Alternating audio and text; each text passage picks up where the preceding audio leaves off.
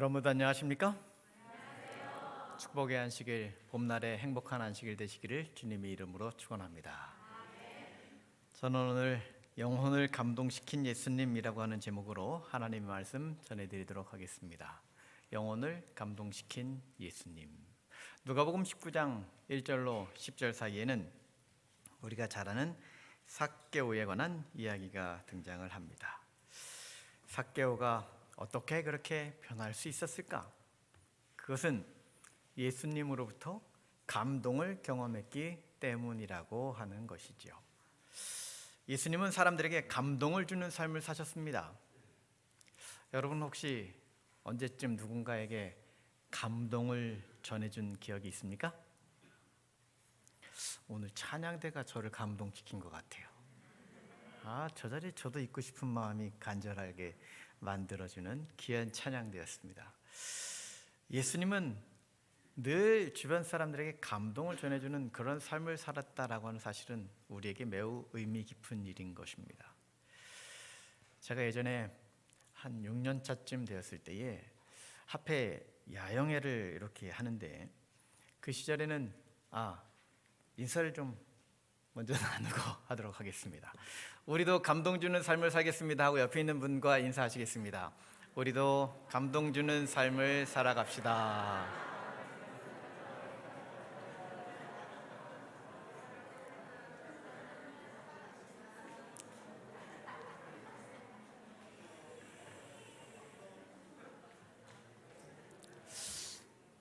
네, 감동을 주는 삶을 살아가는 일은 매우 의미 있는 일이라고 하는 것이죠. 예전에 이제 우리 여름이면 학생 야영회, 어린이 청년 야영회, 패스파인더 야영회들을 저 고성 잼버리장에서 종종 하곤 했었습니다.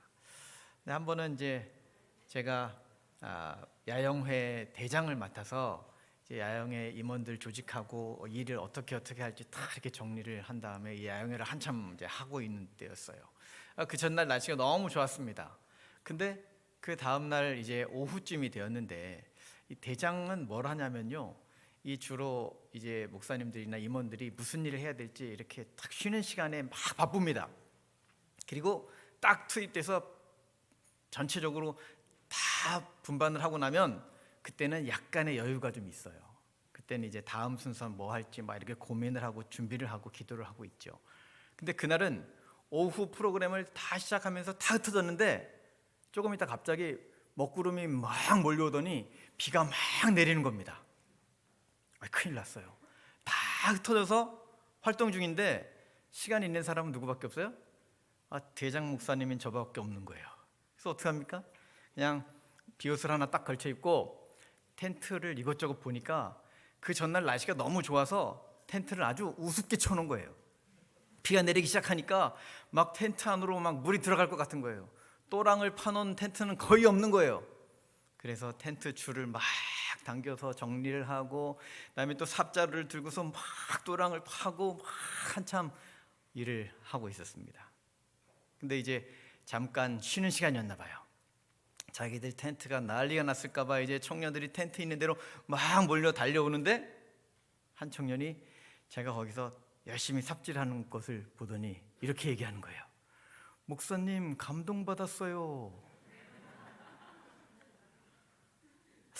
갑자기 혼란이 왔습니다.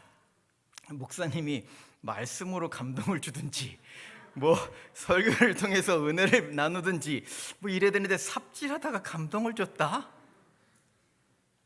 그런데 이 청년이 곳곳을 이렇게 왔다 갔다 하면서 다른 청년들에게 그런 얘기를 하는 거예요.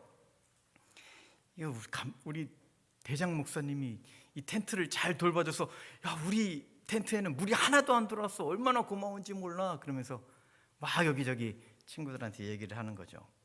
그때 깨달았습니다. 사람이 참 사소한 일로 감동을 받는구나. 그리고 감동을 받으니까 이렇게 행복한 거구나. 감동이란 그런 겁니다. 사람들의 마음을 움직이게 하는 일이죠. 감동이란 그런 겁니다. 사람들의 생각과 삶을 바꿔놓는 일인 것이죠. 그래서 우리 예수님은 감동을 주시는 분이셨습니다.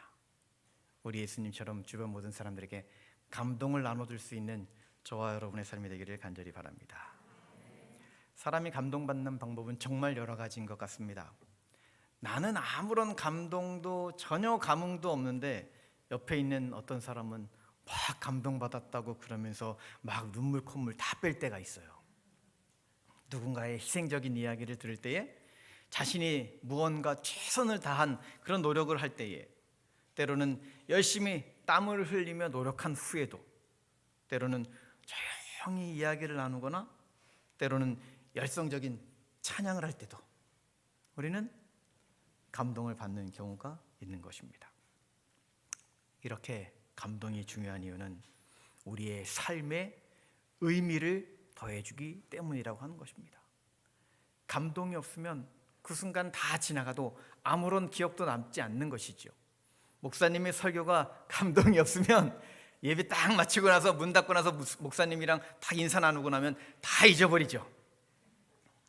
여러분들에게 감동이 있는 그런 말씀이 되어야 하겠다는 숙제가 목사에게 늘 주어지는 것입니다. 다른 사람들에게 정말 별일 아니었고 아무것도 아니라고 생각하고 넘어가는 어떤 일 중에서도 어떤 영혼은 그 일로 감동받고 새로운 삶의 전환점을 맞이하게 되는 것을 보게 됩니다. 여기 아주 사소한 일로 감동받고 변화된 사람이 있습니다. 그가 삭개오입니다. 삭개오가 변화되었습니다. 예수님께서 여리고 마을에 들어오셨습니다. 그가 예수님께 관심은 있었습니다. 그런데 예수님을 보러 가려고 가봤더니 이미 수많은 사람들이 예수님이 오는 그 마을 어귀에 다 몰려 있는 것입니다. 게다가 삭개오는 키도 작았어요. 어떻게 해서든지 예수님을 보고 싶었는데 예수님을 볼 수가 없는 것입니다. 그래서 그가 군위에다가 뽕나무 위로 올라갔습니다. 나무 위에서 보니까 예수님이 보이는 거예요. 저 멀리서 예수님이 인자하게 생기신 예수님이 뚜벅뚜벅 이쪽으로 걸어오시는 거죠. 그리고 예수님이 그 삭개오를 바라보시며 삭개오를 그 나무에서 내려오게 하시고 그의 집에 찾아가셨습니다. 무슨 일이 있었을까요? 예수님이 그의 집에 찾아가신 것, 그것만으로 삭개오가 변화되었습니다. 저희가 목회실에서 대신방을 하고 있습니다. 목회실에서 대신방을 가도 여러분의 가정들이 놀라운 변화와 축복을 경험하면 참 좋겠습니다. 예수님이 도대체 무슨 일이 있었길래 삭개오가 변화를 경험했을까? 예수님이 삭개오의 집에서 어떤 모습을 보여주었을까? 오늘 무엇이 삭개오를 감동시켰을지 몇 가지 예수님의 모습을 살펴보기를 원합니다. 첫 번째는 용납하시는 예수님입니다.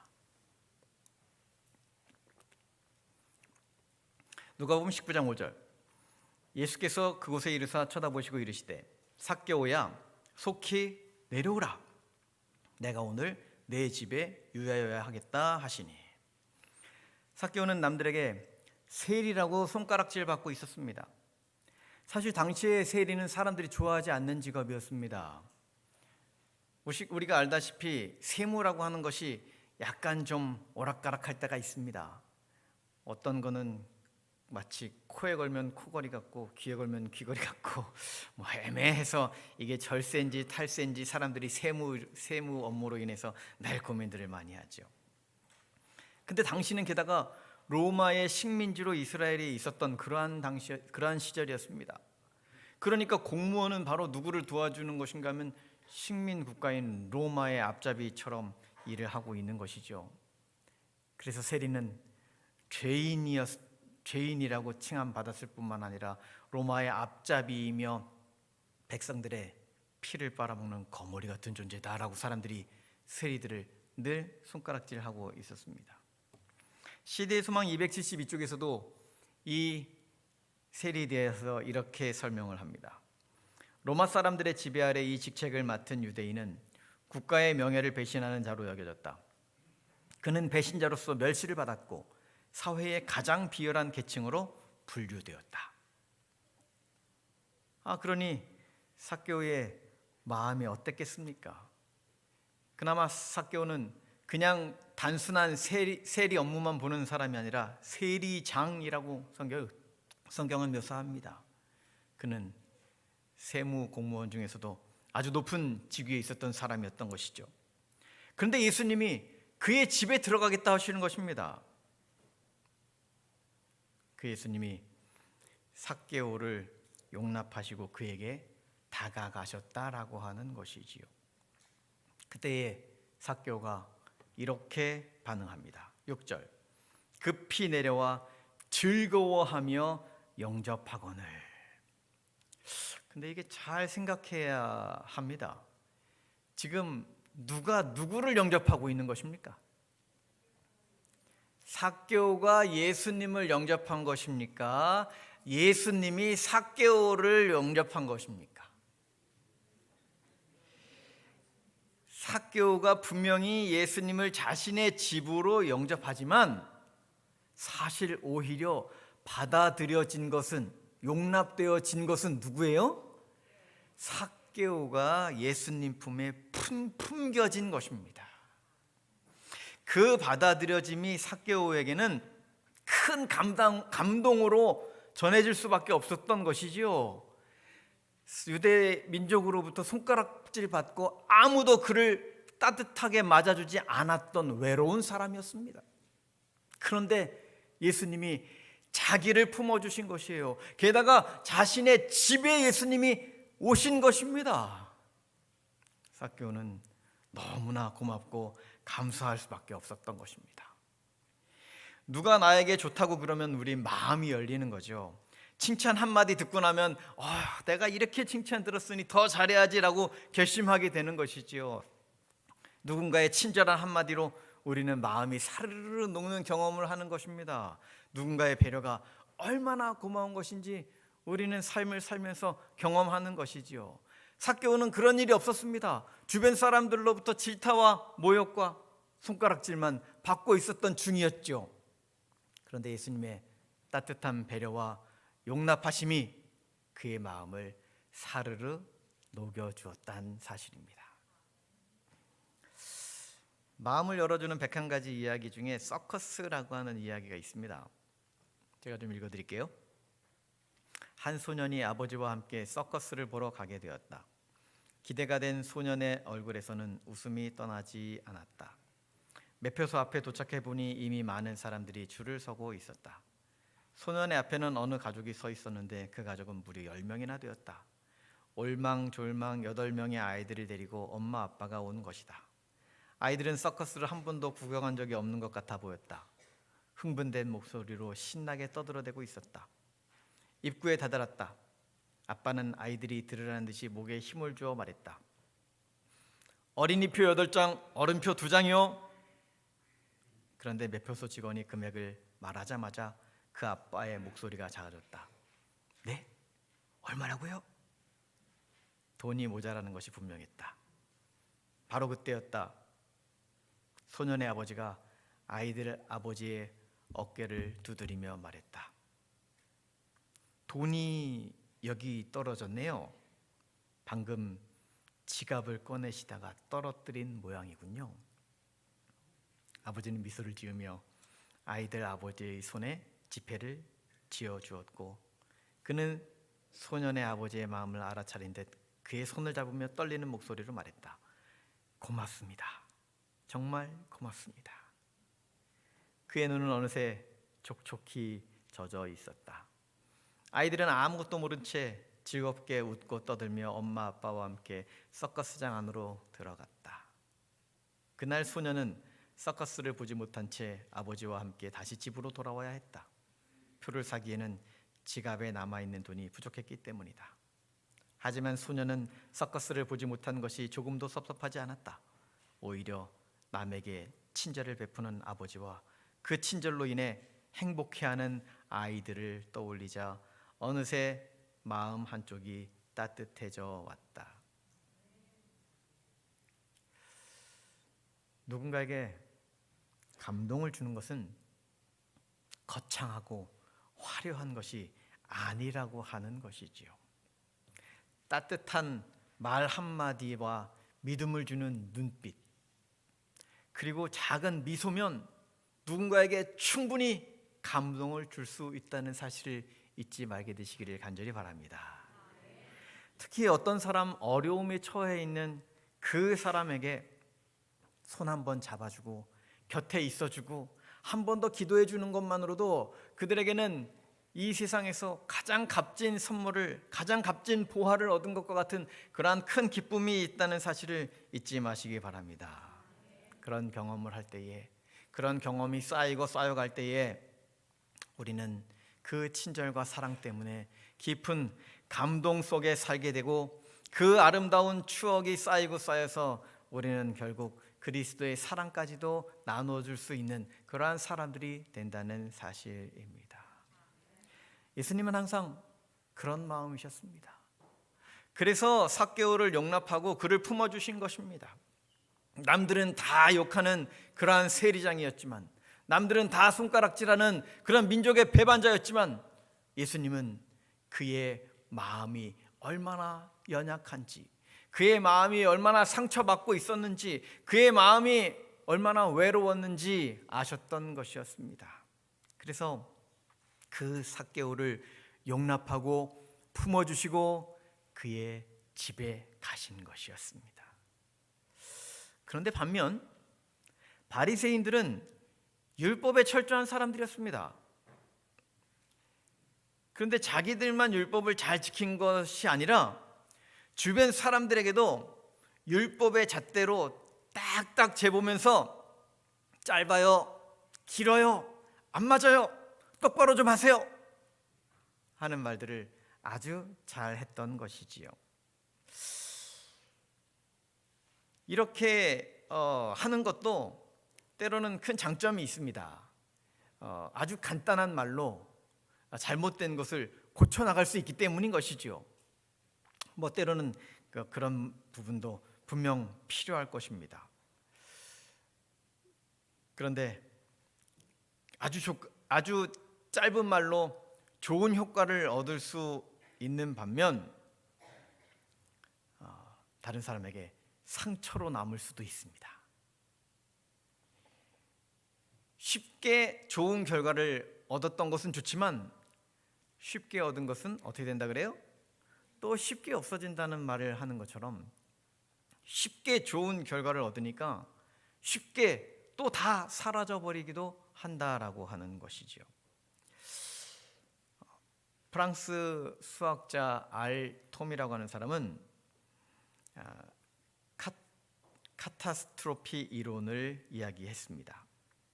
한국말로는 파국 이론이라고 합니다. 이건 뭐냐면 자연이나 사회에서 이 벌어지는 어떤 현상들을 이렇게 연구를 해보니까 처음에 어떤 정점의 어떤 수준까지는 잘 성장하고 잘 올라가는데 갑자기 어느 순간이 되면 이것이 확 무너지는 때가 있더라라고 하는 그런 이론입니다. 이게 꼭 뭐와 비슷한가 하면 잔소리의 법칙하고 비슷합니다. 아이들에게 잔소리를 막 하게 되면 아이들이 금방 반응이 있는 것 같이 보이죠. 공부를 해라 그렇게 해서 공부를 하게 하면 어느 정도까지는 이 성적이 올라갑니다. 그런데 어느 순간 더 이상 효과가 나타나지 않는 거죠. 아니요, 잘못하면 확 무너져 버리는 거죠. 이게 카타스트로피 이론입니다. 근데 어쩌면 교회의 성장도 바로 그와 같을 것이라고 하는 생각을 합니다. 교회 성장은 막 다그쳐갖고 되는 일이 아닌 것이죠. 은혜로 이루어지는 것입니다. 마음에 감동이 있어야 그 일이 가능해지는 것이죠. 함께하고자 하는 협력이 있어야 교회 일은 잘 되는 것입니다. 사람에게 변화가 오는 것도 마찬가지죠. 막 질타해서 그 사람이 변화되면 얼마나 좋겠습니까? 그런데 그것은 오래 가지 못합니다. 오히려 용납과 사랑이 사람을 변화시킵니다. 예수님은 그 사실을 잘 아셨던 거죠. 그래서 삭개오에게 다가가신 것입니다. 그 죄인에게 예수님이 마음을 열어놓으신 것이죠. 삭개오가 예수님을 영접한 것 같았지만 예수님이 삭개오를 영접한 것이라고 하는 사실을 삭개오는 너무나 잘 알았습니다. 예수님과 함께 있었던 그 집에서의 그 아름다운 시간이 그의 삶에 큰 감동으로 다가온 것이지요. 그렇습니다. 예수님은 삭개오를 변화시켰습니다. 사랑하는 여러분, 우리는 주변에 있는 사람들을 바라볼 때에 내 생각에 저 사람은 정말 안 될 거야 라고 생각되는 사람들도 혹시 있지 않습니까? 저렇게 나쁜 사람을 과연 어떻게 예수님이 저 마음을 바꾸실 수 있을까 싶은 의문이 들 수 있을 때도 있지요. 그런데 여러분 염려하지 마십시오. 정말 예수 믿기에 안 생긴 그런 사람들도 예수님이 보여준 것처럼 용납하고 따뜻한 마음으로 다가가서 사랑의 손길을 펼치면 그들도 서서히 감동받고 그들도 서서히 변화되어 예수님의 백성이 될 수 있다는 사실을 잊지 말게 되시기를 간절히 바랍니다. 우리 어렸을 때에 들은 이야기 중에 이 외투를 벗긴 바람과 해의 그 경쟁 이야기 있지 않습니까? 바람이 아무리 휘차게 불어도 그 외투를 벗겨낼 수 없었습니다.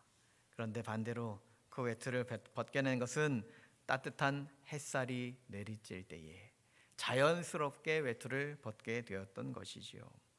예수님의 방법입니다. 지금 우리는 어떤 사람의 마음에 감동을 주고 있습니까? 따스한 그 감동이 그들에게 전달되면 분명 차가워졌던 그들의 마음도 따뜻하게 변화되고 그들의 마음이 열리고 예수님이 자리 잡게 될 수 있다는 사실을 잊지 말게 되시기를 간절히 바랍니다. 문서성교봉사 390쪽에는 이런 말씀이 있습니다. 기별은 변론으로 전해지기보다 하나님의 영의 깊은 감동으로 전해질 것이다. 감동으로 기별이 전달되는 것입니다. 말로 전달되는 것이 아니라 우리의 삶으로 그들에게 전달된다는 사실입니다. 그 사실을 알았던 예수님께서는 다른 사람을 용납하고 포용하고 그래서 그분의 놀라우신 사명을 잘 감당할 수 있었던 것처럼 우리들의 삶에서도 주께서 맡기신 우리의 사명을 잘 감당하기 위하여 늘 따뜻함으로 포용하고 용납하는 주님의 백성 우리 모든 특별교회 성도님들이 되시기를 간절히 바랍니다. 두 번째로 용납하시는 예수님의 방법은 희생하셨다라고 하는 사실입니다. 7절 말씀입니다. 뭇 사람이 보고 수군거려 이르되 저가 죄인의 집에 유하러 들어갔도다 하더라. 예수님께서 죄인의 집에 들어가시는 것입니다. 희생이라고 하는 것은 낮아짐입니다. 삭개오의 수준으로 예수님이 낮아지셨습니다. 자신의 희생을 다하셨습니다. 사람들이 보기에 예수님이 정말 이상한 일을 하고 있다라고 느껴질 정도의 희생을 하셨습니다. 시대소망 554쪽은 이에 대하여 이렇게 설명합니다. 삭개오는 매우 가치 없는 그에게 몸을 낮추신 그리스도의 사랑과 겸양을 보자 감동되고 놀라서 침묵하였다. 예수님께서 자신에게 이렇게 자신을 낮추시면서 다가오신 예수님의 그 모습에 정말 그 사랑과 겸손에 감동받았다라고 하는 거죠. 옛 속담에 변은 익을수록 고개를 숙인다. 그렇습니까? 모두가 겸손한 사람을 좋아한단 말이죠. 누구나 겸손한 사람 옆에 있는 것을 좋아하는 것입니다. 예수님께서 이 땅에 계실 때에 인기가 많았던 이유는 바로 거기 있는 것이죠. 예수님은 주변에 소외된 사람들, 병든 사람들, 보잘것없는 사람들, 몸과 마음이 연약해진 사람들 늘 그들 곁에 계셨습니다. 예수님의 희생하는 정신 때문이었던 것입니다. 사람들을 볼 때 마음에 들지 않는 스타일인 것 같지만 영혼을 구원하려는 마음이 있으려면 우리의 마음이 점점 더 낮아지고 겸허해져야 하는 것입니다. 사람들도 예수님의 구원이 필요한 사람들이라고 하는 것을 우리가 인식하고 우리가 그들에게 다가갈 때 예수님처럼 다가가야만 그 일이 가능해지는 것이지요. 그러할 때에 우리가 겸허히 자신들에게 다가가는 모습을 보고 그들은 예수님의 사랑을, 예수님의 모습을 우리들의 모습 속에서 발견하게 된다라고 하는 사실입니다. 예전에 한 집사님이 한 분을 교회로 인도하셨던 그러한 경험에 대한 이야기를 들은 적이 있습니다. 이 집사님이 병원에 근무하고 있을 때였어요.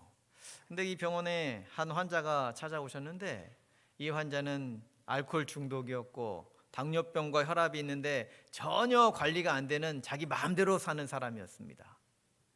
근데 이제 한 의원에서 이렇게 의원 선생님이랑 이렇게 의논을 하더니 특별히 해줄 게 없는데 그냥 약 좀 지어서 가라고 이렇게 가는 그의 뒷모습이 너무너무 처량하고 안타까워 보였어요.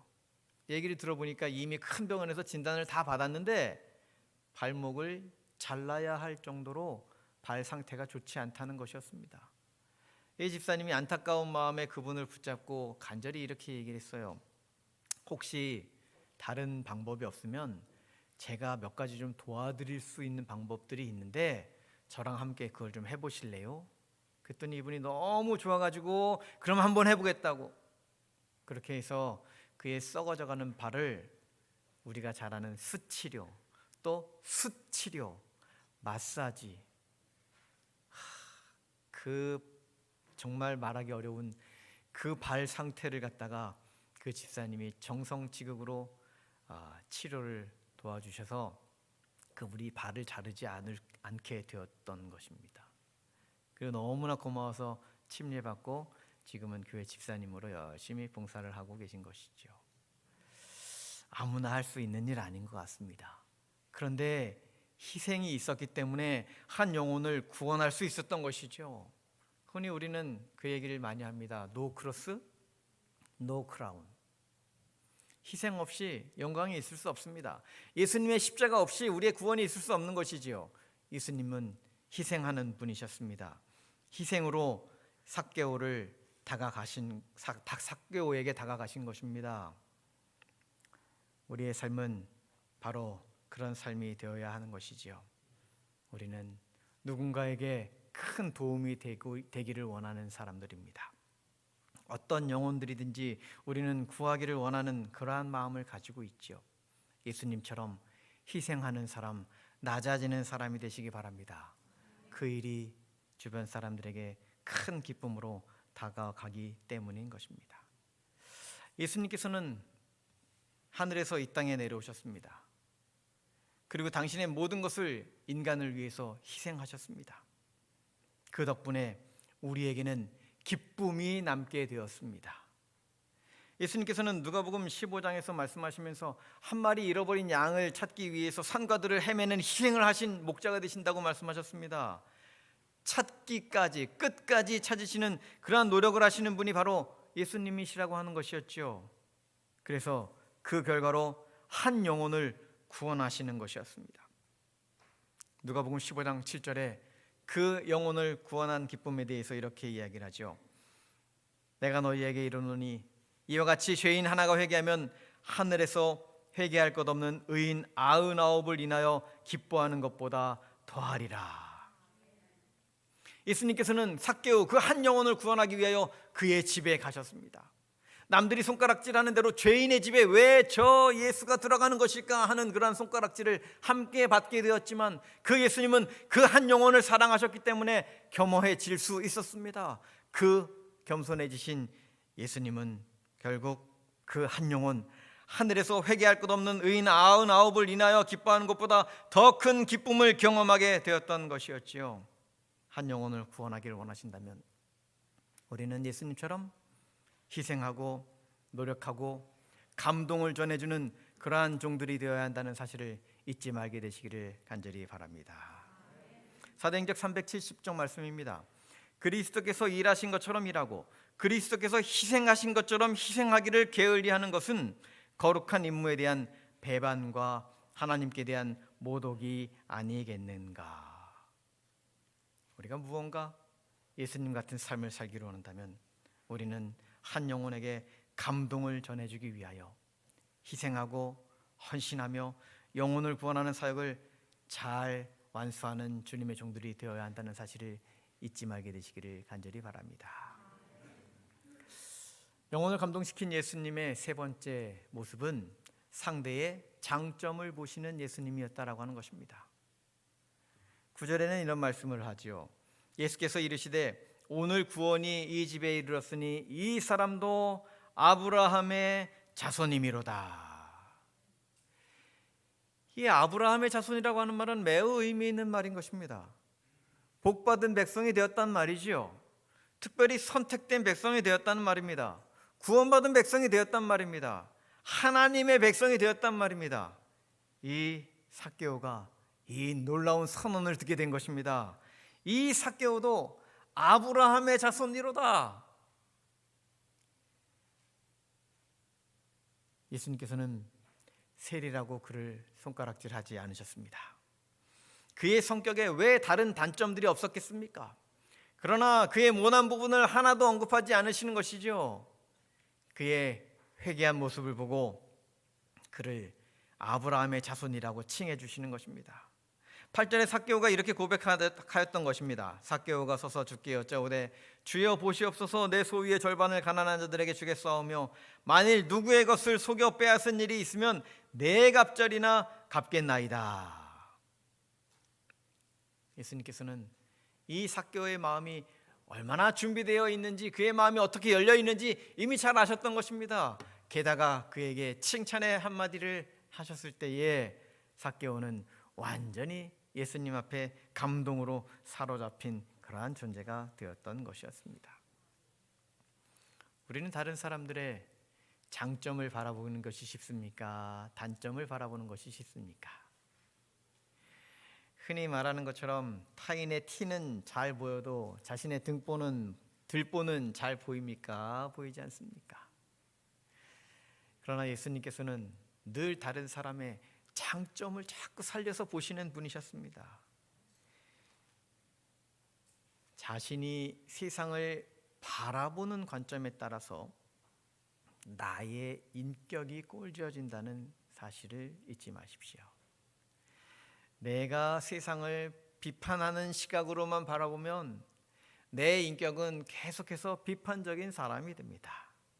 그러나 내 시각이 자꾸 다른 사람들의 장점을 바라보며 칭찬을 하면 내 인격이 점점 온유해지고 내 인격이 예수님 닮은 사람들이 되어간다는 사실입니다. 그래서 예수님 마태복음 7장 1절에 말씀하시죠. 비판을 받지 아니하려거든 비판하지 말라. 그 대신 가장 중요한 것에 대해서 마태복음 6장 33절에 너희는 먼저 그의 나라와 그의 의를 구하라. 먼저 해야지 되는 것, 우선적으로 해야지 되는 것이 무엇인지를 이야기해 주시는 것입니다.